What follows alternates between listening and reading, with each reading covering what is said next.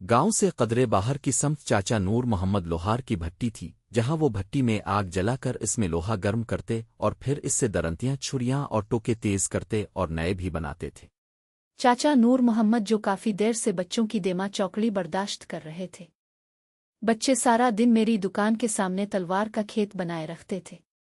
उनसे रहा ना गया। गर्मी ने पहले ही आजिज कर रखा था, ऊपर से ये बच्चों के बाजों की पापा मजीद ताव देती है। ओ कम अक्लो, क्या पागल हो गए हो? क्यों आपस में ही लड़ लड़ कर मेरे जा रहे हो?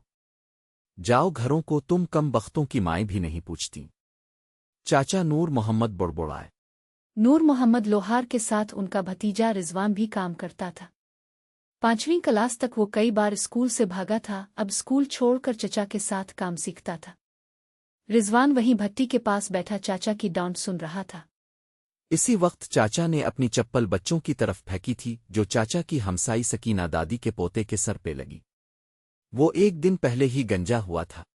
वो सर को हाथों से मिलता घर की तरफ भागा। बच्चे तो भाग गए।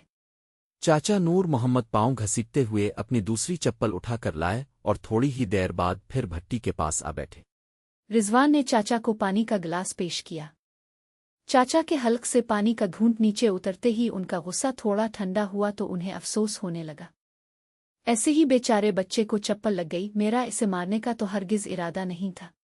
थोड़ी ही देर में दादी सकीना नूर मोहम्मद की दुकान पर आ पहुंची। नूर मोहम्मद, तुमने मेरे पोते को मारा क्यों है? चाचा नूर मोहम्मद बिल्कुल खामोश थे। सिर्फ मेरा पोता ही तो नहीं था, दूसरे बच्चे भी तो खेल रहे थे।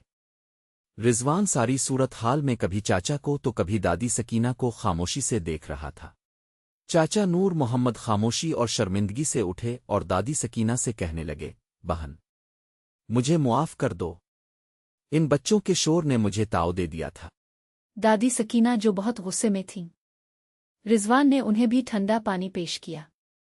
दादी नूर मोहम्मद के पास पड़े मोड़हे पे बैठकर पानी पीने लगे। चाचा ने कहा, देखो बहन, ये लोहा भी बिल्कुल इंसान ही की तरह है। ठंडा होता है तो कितना सख्त होता है, मगर मैं इसे ताव देकर खूब गर्म करता हूं तो इसे मर्जी की शक्ल दे लेता हूं।